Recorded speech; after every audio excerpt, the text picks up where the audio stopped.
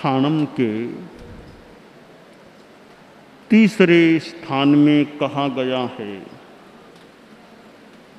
कि him Thane him देवे परितप्यज्जा तंजहा अहो णमये संते बले संते वीर्ये संते पुरिसक्कार परक्कमे खेमंसि सुभिक्षंसि आयरीय उबज्झाएहिम विद्यमानेहिम कल्ल शरीरेणम नो बहु ए सुते अहिते अहोणम मये इहलोग परिबद्धेणम परलोग परम मुहेणम विषय तिसितेणम नो दीहे सामान्य पर्याये अनुपालिते अहो णम मये इड्ढि रस सायग रुएणम भोगासंस गिद्धेण नो विशुद्धे चरित्ते फांसीते। आश्रय शास्त्रकार ने बताया है कई बार किसी किसी देव के मन में पश्चाताप होता है, अनुताप होता है, देवता परितप्त हो जाता है और वह इस कारण से परितप्त होता है कि मैंने मनुष्य जन्म का पूरा लाभ नहीं उठाया। अभी मैं देवगति में हूँ, इससे पहले मैं मनुष्य गति में था, तो मनुष्य गति में मैंने जितना लाभ मनुष्य गति का उठाना चाहिए था उतना नहीं उठाया। अब क्या क्या लाभ नहीं उठाए, कहाँ खामी की, उस संदर्भ में 3 बातें हैं। पहली बात है कि मैं मनुष्य था, मेरा शरीर भी सक्षम था, मेरे में वीर्य था, बल था, पुरुषकार पराक्रम था, अनुकूलता थी और आचार्य उपाध्याय का सान्निध्य मुझे प्राप्त हुआ था। फिर भी मैंने श्रुत का अध्ययन नहीं किया, ज्ञान अर्जित नहीं किया, शास्त्राभ्यास नहीं किया। एक साधु के लिए विशेष वांछनीय है कि वह अनुकूलता के अनुसार श्रुत का अध्ययन करे, ज्ञानार्जन करे और फिर आचार्य उपाध्याय का सान्निध्य मिलता हो, अध्ययन किया जा सकता हो, फिर भी साधु प्रमाद में रहे, आलस्य में रहे, ज्ञानार्जन न करे, तो यह एक जीवन की आत्मा की भूल हो जाती है। इसलिए साधु को तो करना ही चाहिए, श्रावक है वह भी सोचे कि अनुकूलता है, समय भी है, फिर मैं ज्ञान अर्जन करूं, तत्वज्ञान, शास्त्रीय ज्ञान प्राप्त करने का प्रयास करूं। हमारे जीवन में श्रुत का, ज्ञान का बड़ा महत्व होता है। हालांकि ज्ञान अनंत है, अपार है, परंतु अभ्यास करने से उस अपार ज्ञान राशि में से कुछ तो ग्रहण किया ही जा सकता है। संस्कृत में कहा गया, अनंत पारम किल शब्द शास्त्रम स्वल्पश्च कालो बहवश्च विघ्नाः यत्सारभूतं तदुपासनीयम् हंसो यथा क्षीरमिवाम्बुमध्यात्। आश्रय कि शब्द शास्त्र तो अनंत पार, कोई और छोर नहीं, अनंत ज्ञान है, और काल समय थोड़ा है, आखिर जीवन काल सीमित है, उसमें भी विघ्न बाधाएं आ जाती हैं, कभी शारीरिक, कभी पारिवारिक, कभी व्यापारिक, कभी और कोई, तो ज्ञानार्जन में बाधा पैदा हो जाती है। कवि ने कहा ठीक है, जीवन काल सीमित है, बाधाएं भी आ सकती हैं, जो सारभूत ज्ञान हो उसे ग्रहण करने का प्रयास करो। जैसे हंस क्षीर नीर विवेक कर लेता है, क्षीर को ग्रहण कर लेता है, नीर को छोड़ देता है, तो सारभूत ज्ञान को ग्रहण करें। आचार्य संयम भव जैन शासन के एक विशिष्ट आचार्य और चतुर्दश पूर्वधर आचार्य, जैन शासन में अंतिम केवली तो जम्बू स्वामी हुए, फिर जो चतुर्दश पूर्वधर हुए हैं उनमें एक हुए हैं आचार्य संयम भव। संयम भव साधु बन गए थे, वैसे उनके संतान भी थी, संतान हुई थी और साधु बन गए, आचार्य हो गए। उनके पुत्र पैदा हुआ। पुत्र ने मां से पूछा मेरे पिताजी कहाँ हैं? तो मां ने कहा बेटा तुम्हारे पिताजी तो साधु बन गए हैं। तो कहा मैं पिताजी से मिलना चाहता हूं, पिताजी की खोज करूंगा। पिता को खोजने निकला, चलते चलते मार्ग में आचार्य संयम भव मिल गए। तो कहा महाराज महाराज आप मेरे पिताजी को जानते हैं क्या? वो भी आप जैसे कोई साधु बने हुए हैं। कहा क्या नाम पिता का? का संयम भव नाम था। आचार्य भव ने सोचा ये तो मेरा ही लड़का संसार पक्षीय लगता है।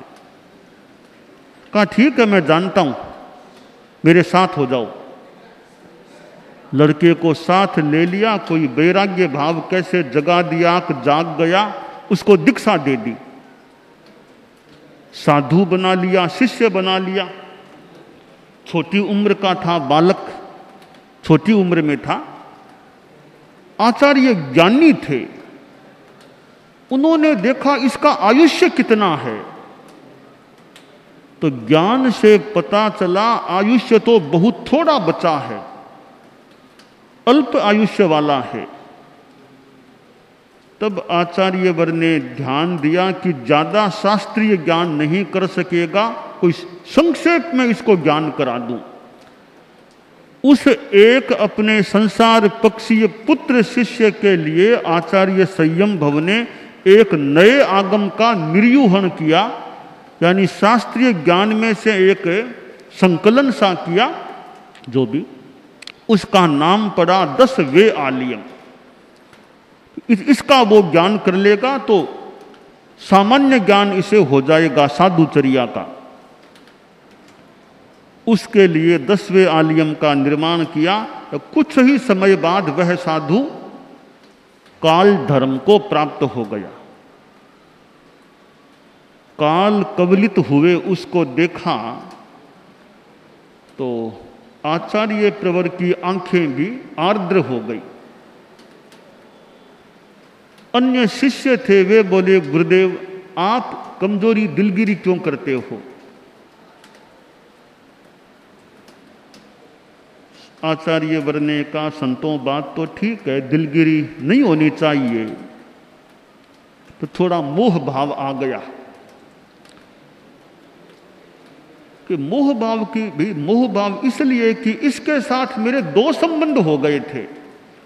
एक तो संबंध गुरु शिष्य का था, यह मेरा शिष्य था। दूसरा मेरा खूनी रिश्ता, यानी यह मेरा अपना पुत्र था, अंगज था। इसलिए पुत्र भी था और शिष्य भी था, 2 संबंध हो गए। इसको मेरे सामने काल कवलित हुए देखा तो थोड़ा सा मोह आ गया, आंखें नम हो गई। संत बोले गुरुदेव आपने कभी हमें बताया भी नहीं कि आपका यह संसार पक्षीय पुत्र है।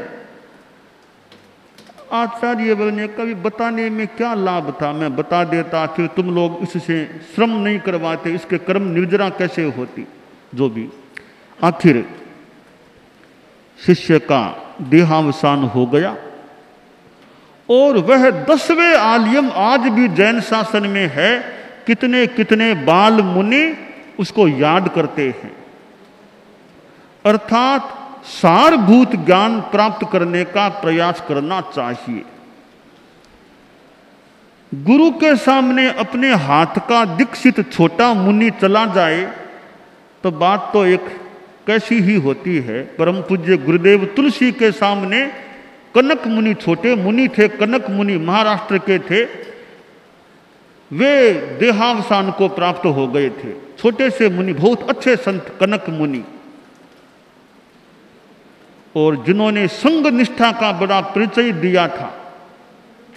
उनके संसार पक्षीय पिता भी साधु बन गए थे, कन्हैयालाल जी महाराज। वे तो घर शासन को छोड़कर चले गए, साधुत्व को छोड़ दिया, शासन को छोड़ दिया। कनक मुनि नहीं गए। और कनक मुनि ने जो कहा उसका भाव यह था संभवतः कि गुरुदेव तुलसी से बोले, गुरुदेव मेरे बाप तो आप हैं, वो तो संसार के बाप थे, मेरे धर्म के बाप तो आप हैं, मैं तो आपके पास हूं। मारा बाप आप हो गुरुवर चढ़ गयो, मारा बाप आप हो गुरुवर चढ़, काढ़े गली गीवार महाजन जय गुरु आना, मारा बाप आप हो गुरुवर चढ़ गयो कनक। तो वे कनक मुनि, बाप गया तो गया, वे धर्म संघ में रहे, छोटे से मुनि थे, और वे अपने धर्म पिता के सानिध्य में, धर्म पिता के शासन में काल कवलित भी हो गए। तो मनक मुनि तो आचार्य संयम भव के वो शिष्य थे, और ये कनक मुनि गुरुदेव तुलसी के शिष्य थे। दोनों छोटी अवस्था में काल कवलित हुए थे। तो आदमी को सारभूत ज्ञान अर्जन करना चाहिए। तो वह देवता अनुताप करता है, पश्चाताप करता है। कोई कोई देवता कि मुझे आचार्य प्रवर उपाध्याय के पास रहने का मौका मिला, मैंने श्रुत का अध्ययन नहीं किया। यह आचार्य उपाध्याय है कि एक ही व्यक्ति आचार्य उपाध्याय दोनों हो सकता है।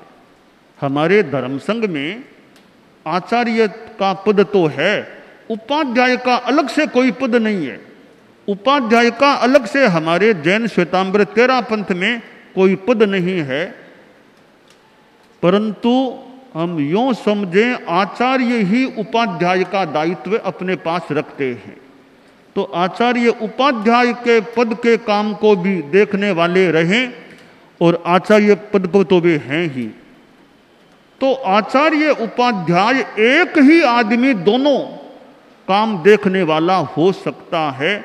संभवतः किसी रूप में जैन श्वेतांबर 13 पंथ में वर्तमान में यही व्यवस्था है कि आचार्य ही उपाध्याय का जितना देख सकें काम देखें, अलग से कोई उपाध्याय का पद नहीं है। तो देवता पश्चाताप करता है, परितप्त होता है, जो पिछले मनुष्य जीवन में श्रुत का अध्ययन नहीं करता है, शक्ति होने पर भी। या देवता इसलिए परिताप करता है कि मैंने दीर्घ काल तक साधुत्व का पालन नहीं किया, यानी दीक्षा बहुत बाद में ली। ऐसा हो सकता है कि दीक्षा मैंने बहुत बाद में ली, थोड़े काल का ही साधुपन पाला। अगर लंबा साधुपन पाल लेता मुझे कितना लाभ मिलता।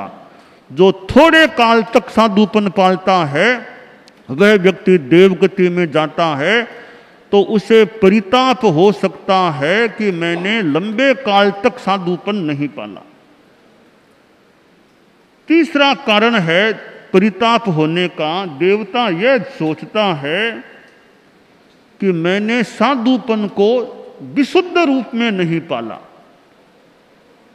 रिद्धि रस साथ गौरव से आक्रांत होकर साधुपन को निर्मल नहीं पाला,